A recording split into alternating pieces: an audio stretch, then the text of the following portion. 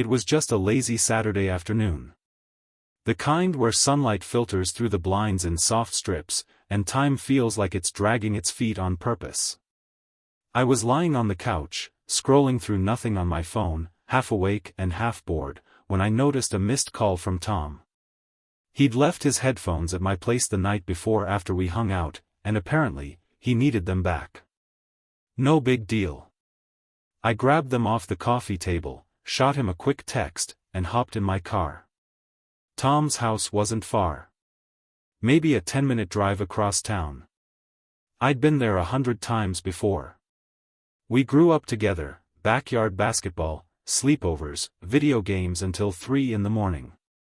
And his mom, Marissa, well, she was always around, but she kept to herself.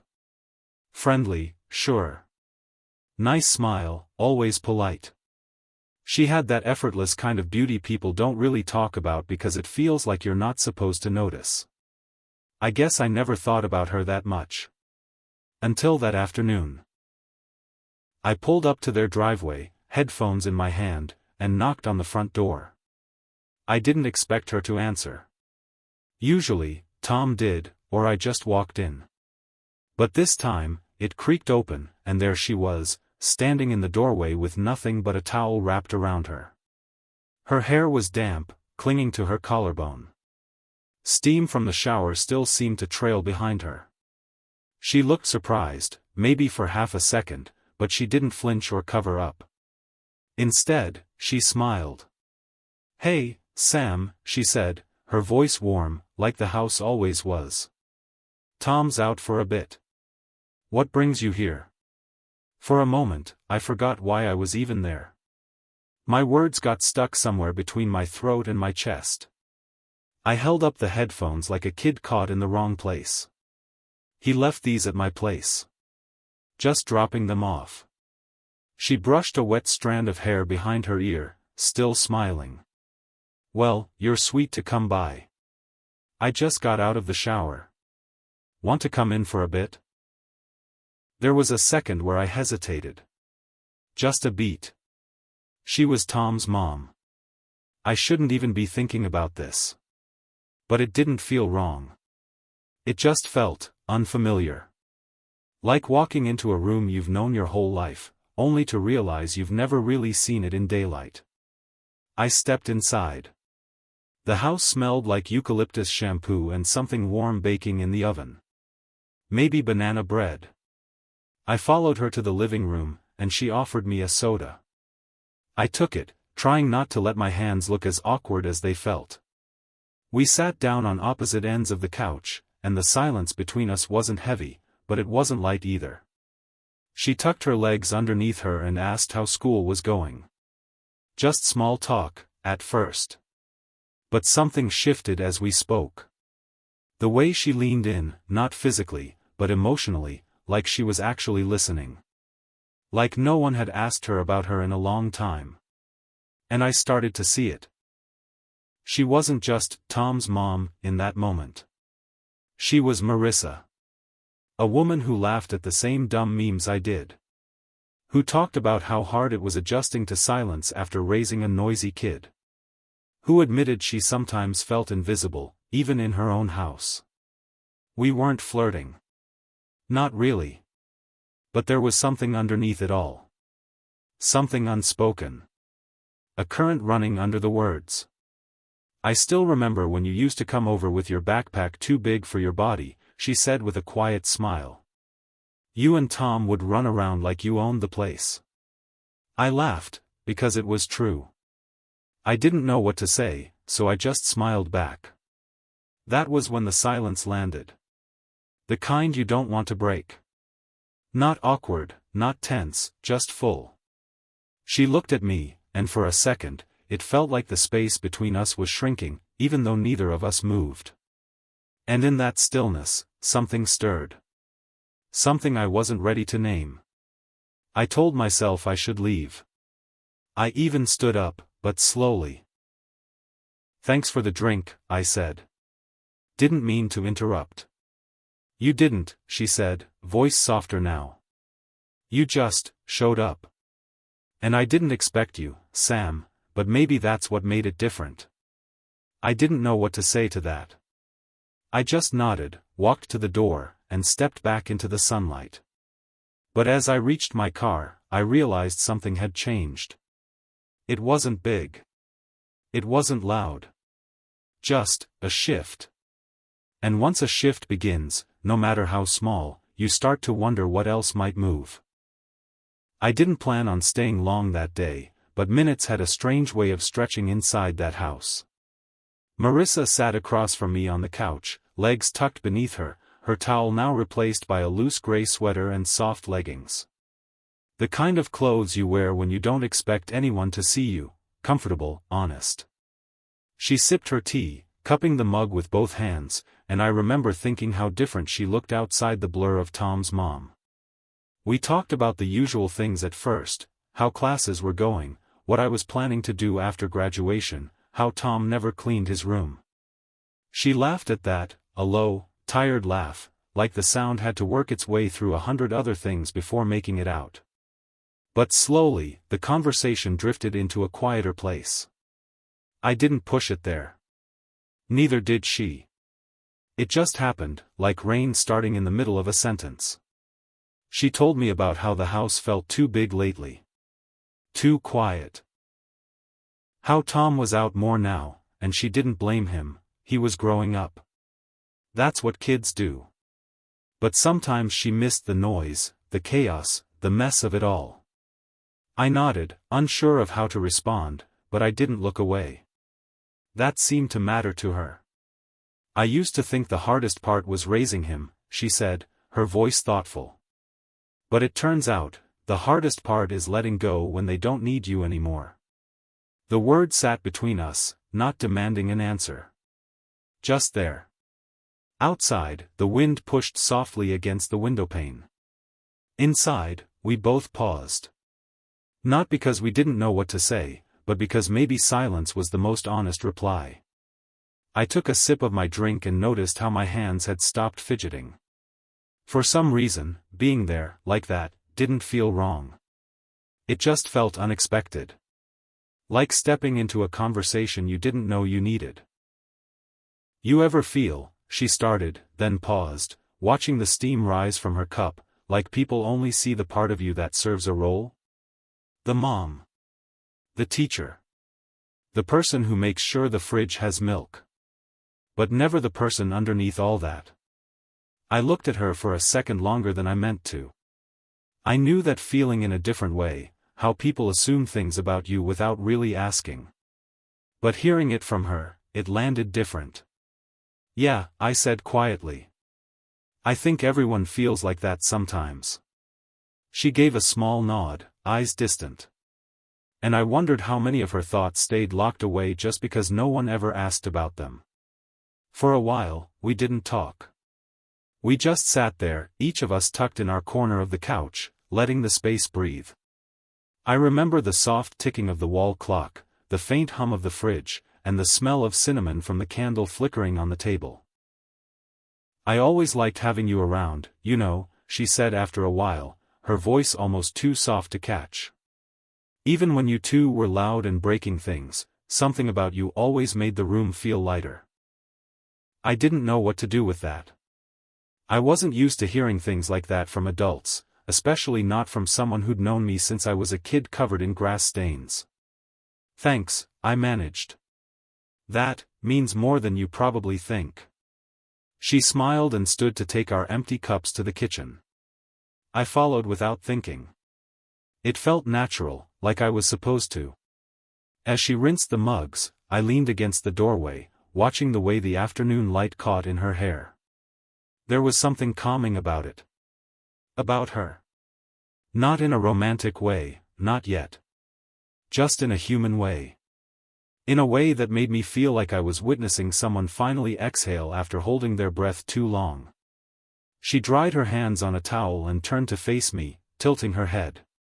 You've grown up, Sam. Somewhere along the way, I stopped seeing you as Tom's friend, and started seeing you as a person. She didn't say it like a compliment. She said it like a truth she'd only just realized herself. I didn't know what to say to that. I didn't even know how to hold that sentence in my hands. So I just nodded. As I left the house that day, I kept hearing that sentence in my head. Not because it was bold or shocking, but because it was real. And sometimes the quietest truths are the ones that echo the loudest. I didn't expect to see her again so soon. Not outside of Tom's house, at least. But there she was, in the middle of aisle 7 at the grocery store, standing in front of the pasta sauces like she couldn't make up her mind. Her hair was loose this time, curling at the ends. She was wearing a navy sweater and jeans, simple, but there was something about the way she stood, shoulders relaxed, one foot slightly turned out, that made her seem completely at ease with the world around her. I almost walked past without saying anything. I figured maybe it'd be easier. Safer. But then she turned, eyes landing on me like she'd known I was coming. "Sam," she said, her face lighting up, not in surprise, but like I'd interrupted a quiet day in a way she didn't mind. I gave a small wave, trying to look casual. "Didn't expect to see you here." She smiled. I could say the same. "What are you shopping for?" "Dinner, mostly." "I'm supposed to cook tonight," I said, holding up a box of pasta like it proved I knew what I was doing. "Bold," she laughed, then gestured at the jar she'd been holding. "I've been standing here way too long trying to decide between classic and chunky. It shouldn't be this hard." I stepped beside her and looked at the labels, pretending to weigh the options. "I'd go with classic. Chunky always feels like someone forgot to finish the job." She laughed again, and for a moment, it didn't feel like anything strange at all. Just two people running into each other, teasing over sauce. "You've got good instincts," she said, placing the jar into her cart. Then, after a beat, "Doing anything tonight?" The question landed lightly, but something about it made the air shift a little. I paused, trying not to read too much into it. Maybe she was just being polite. Maybe she was just bored. Or maybe it was something else. "Not really," I said. "Probably just dinner and homework." She hesitated, fingers tracing the edge of her cart. "Tom's out with friends tonight. I was thinking of cooking something and watching a movie. You could stop by if you wanted." She didn't look at me when she said it, and that made it feel even more real. Like it wasn't planned, just offered in the space between things. I didn't answer right away. My brain had 100 reasons to say no, but none of them came out. Instead, I heard myself say, "Yeah. That sounds nice." She finally looked at me, and there was something in her eyes that I couldn't quite place. Not flirtation, not tension.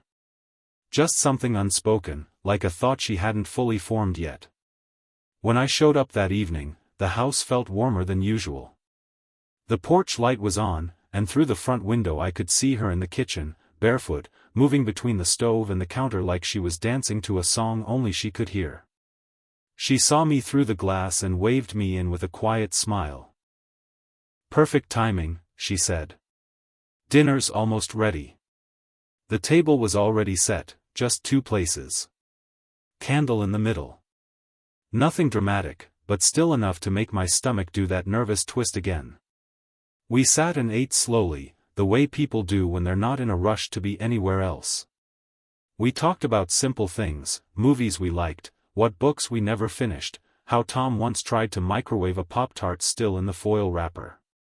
She laughed until she had to set her fork down, and I realized how rare it was to see her like this. Not tired. Not reserved. Just open. "I don't really do this," she said at one point, softly. "I mean, invite people over. Especially not people who've known me as someone's mom." I looked at her and said the only honest thing I could, "Well, you feel like more than that now." She didn't smile. Not right away. She just held my gaze for a long second, as if weighing the truth in what I said. Later, after we'd finished eating, she stood to clear the plates, and I offered to help. We moved around each other in the kitchen, hands brushing once or twice, not by accident, but not exactly on purpose either. When we were done, she leaned back against the counter, arms crossed gently. "I almost didn't ask you to come," she said. "I thought maybe it'd be easier to just pretend nothing had changed." I didn't know what to say, so I didn't say anything. I just nodded. The silence that followed felt soft. Not heavy. Just quiet, like the house itself was exhaling. She looked at me for a moment longer, then said, "But pretending doesn't feel like it used to. Not after last time." I carried those words with me all the way home, like something fragile in my pocket. Something I wasn't sure I had permission to hold, but couldn't bring myself to let go. The next time I saw her, it wasn't planned. I had just finished class and stopped by a quiet coffee shop near campus to get some reading done. I wasn't looking for anything or anyone. I just wanted a place where no one knew my name. But when I walked in, there she was, sitting by the window, a book open in front of her, half read and half ignored. She didn't notice me at first. Her fingers rested on the edge of the page, but she wasn't turning it. Just staring through the glass at nothing in particular. There was something different about her in that moment, like she wasn't performing anymore. No polite smiles, no soft greetings. Just Marissa, unfiltered. I almost walked past. I told myself I should. But instead, I stopped at her table and said her name. She looked up slowly, as if waking from a dream, and the second she saw me, her face shifted. A small smile, tired but real. "Hey," she said. "Didn't expect to see you here." I could say the same. I hesitated, then added, "Mind if I sit?" She shook her head and closed the book, slipping it into her bag without looking at the cover. I wasn't really reading it anyway. We sat there, two people pretending the world around them didn't matter. Outside, cars passed and people walked by, but inside, it felt like time had folded in on itself. She wrapped her hands around her coffee cup and looked at me, not with surprise, not even with caution, just with that quiet familiarity that comes from having already crossed some invisible line. "I've been thinking about that night," she said after a moment. "The dinner. Us." I looked at her, unsure of where she was going with it. "It was nice," she continued. "But it scared me too." The words weren't dramatic. They didn't hang in the air like some heavy confession. They just came out softly, as if they'd been sitting on the edge of her lips for a while. "Why?" I asked. She didn't answer right away. She looked down at her cup, then out the window, then back at me. "Because I didn't expect to feel seen," she said. "And when you're used to being background noise in your own life, being seen can feel like exposure." The words hit me in a way I didn't expect. Not because they were shocking, but because they were honest. And I wasn't sure I'd ever heard someone be that honest in a public place before.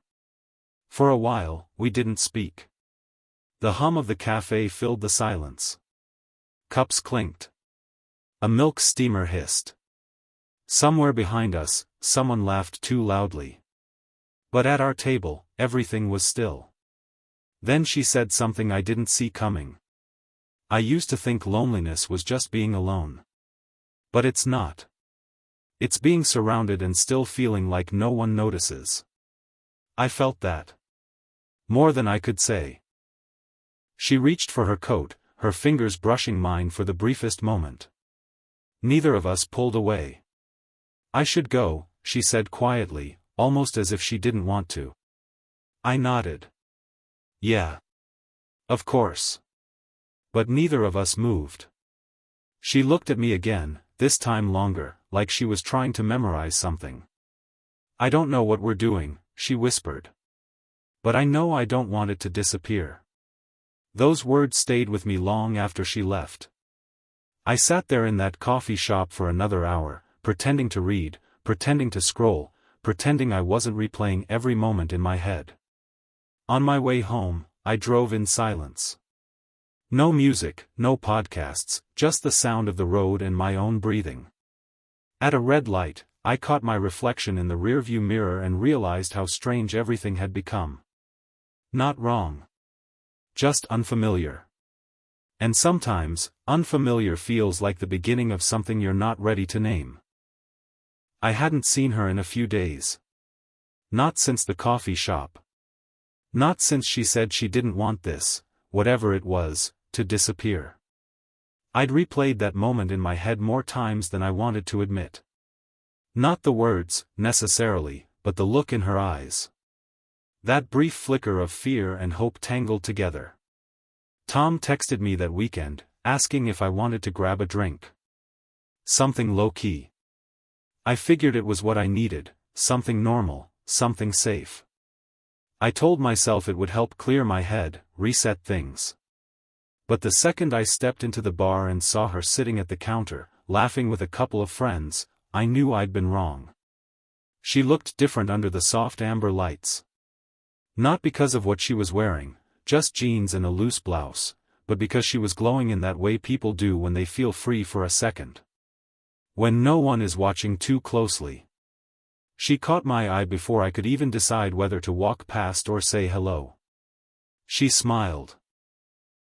It wasn't big, and it wasn't casual. It was warm. Familiar. And it pulled me in. "Hey, Sam," she said as I approached. "Didn't expect to see you here tonight."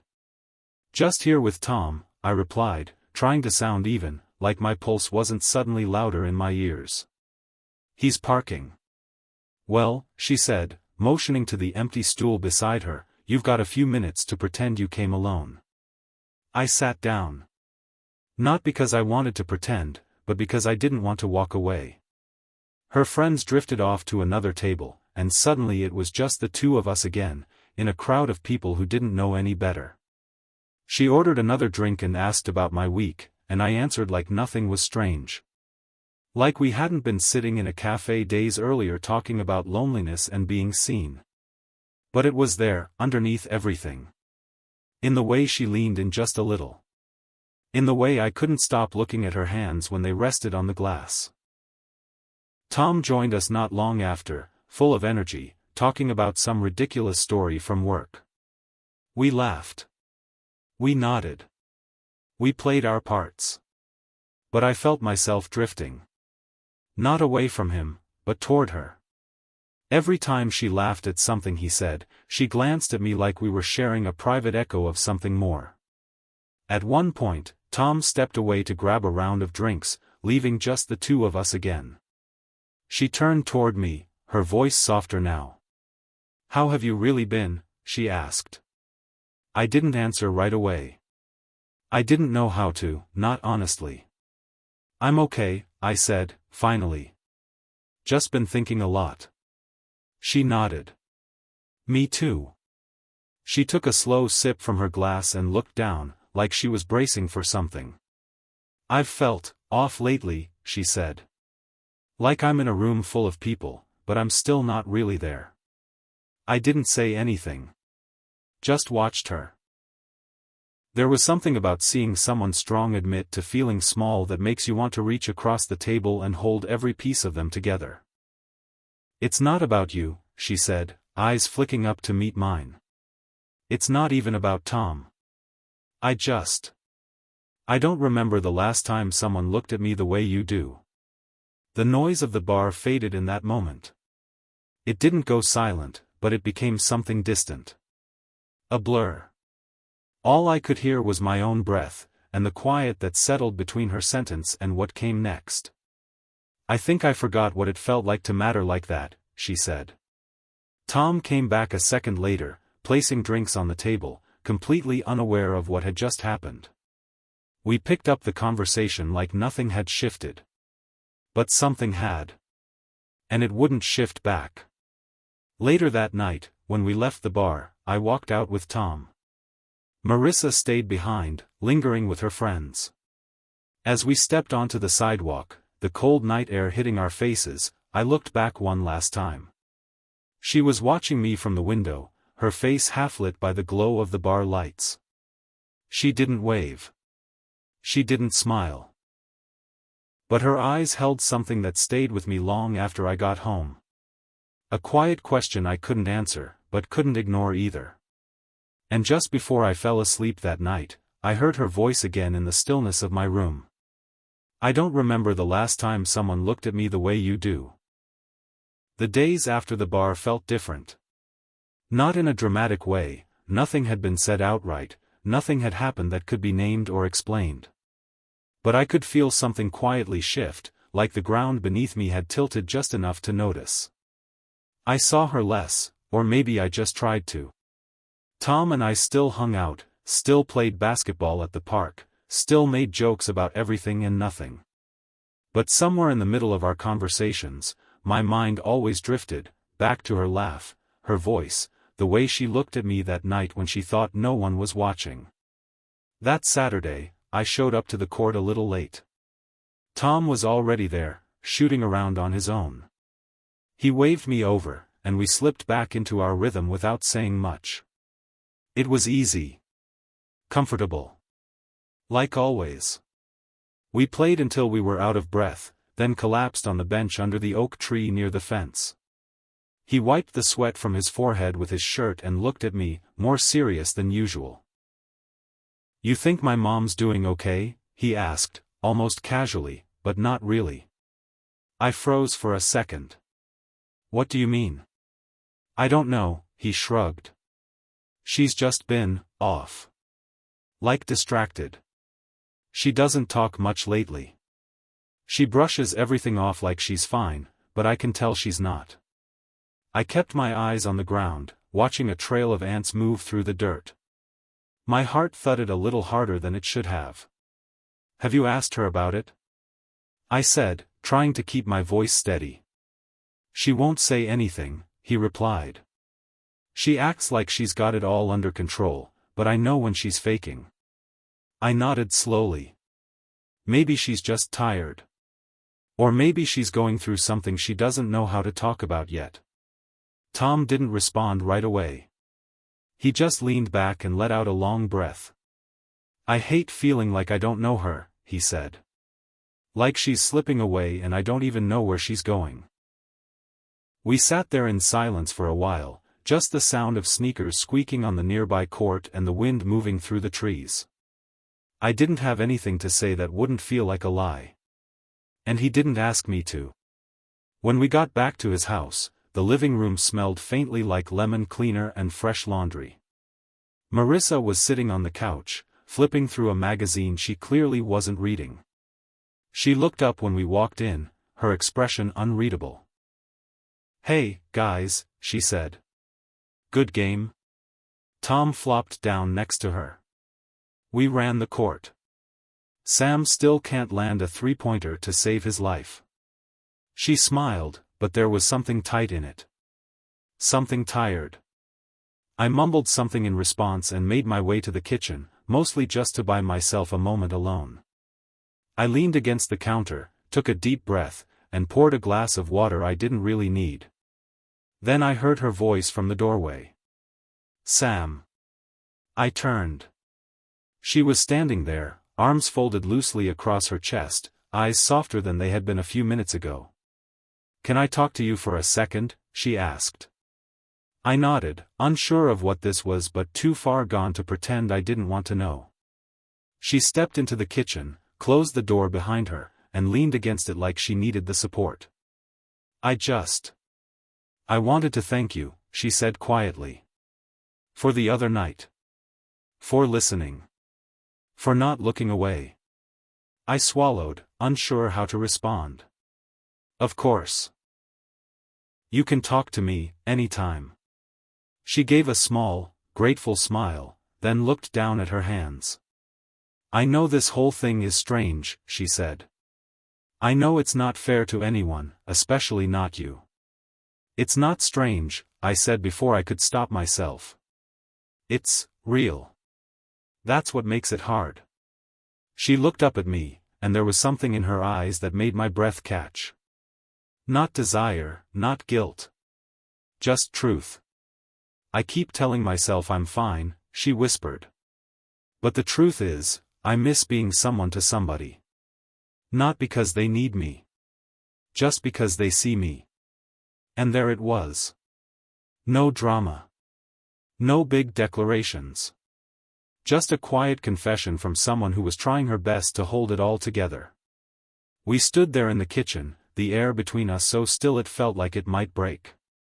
I wanted to reach for her. I wanted to say something that would make it easier. But instead, I just let the silence settle, because sometimes silence is the only honest answer. That night, I didn't sleep much. Her words stayed with me, curled up in the back of my mind like a song I couldn't turn off. I miss being someone to somebody. It had been a week since the conversation in the kitchen. A full 7 days where nothing happened, and yet everything felt different. I went about my life like usual, classes, late-night study sessions, texting Tom about random things, but underneath all of it, something kept tugging at me. I couldn't shake the weight of her words. I miss being someone to somebody. It echoed in the quiet moments, when I walked home alone, when I brushed my teeth, when I stared at the ceiling in the dark, waiting for sleep that wouldn't come. That Saturday, I stopped by Tom's house again. I didn't plan it. I didn't even text ahead. I just found myself driving there, like my body knew where to go before my thoughts could catch up. Tom had mentioned earlier that he'd be out with friends most of the afternoon, so I figured I'd just drop by, maybe grab a book I'd left behind. Maybe not even go in. But when I parked out front and walked up the familiar path to the door, I saw her through the front window. She was sitting on the couch, curled up with her legs tucked beneath her, a blanket draped over her knees. The television was on, but the volume was low, barely a whisper. Her eyes weren't on the screen. She was just staring, not at anything in particular. Just lost somewhere inside her own head. I knocked once, gently. She looked up. A pause. Then she stood and walked to the door, opening it with that same quiet softness that always seemed to follow her. "Hey," she said. Her voice wasn't surprised. It was just, there. "Hey," I said back. "Tom around?" She shook her head. "Out with friends. You want to come in?" I hesitated for a second, but then stepped inside. The house felt smaller than I remembered. Or maybe I was just more aware of the space between us. We sat on the couch, not touching, not speaking at first. There was a comfort in the silence, but also something heavy hanging in the air.